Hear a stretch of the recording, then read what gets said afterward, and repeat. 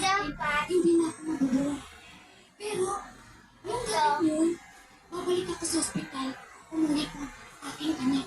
Pag napanganak, ang sabi niya sa akin, Mama, saan ka pupunta? Sa ospital. Pero yung nararamdaman ko, parang naubos na kandila. Pero pinangawakan ko yung pangako ng Panginoon sa akin. Manatala tayo. Kasi narinig ng aking anak.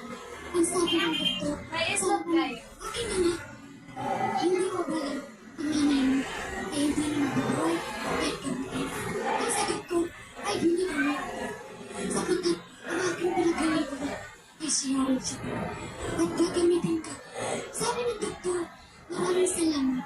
Magpasalamat po kayo kay Elshadai sapagkat gagamitin po kayo. Lahat ng pasyente niya ay gagawin. Sabi ka katiga. At talagang napakabuti ng Diyos. Alam niyo po, lalo ko nagsipag. Umating ako. Tuesday hanggang Saturday, umating ako sa bawat chapter. Hindi ko po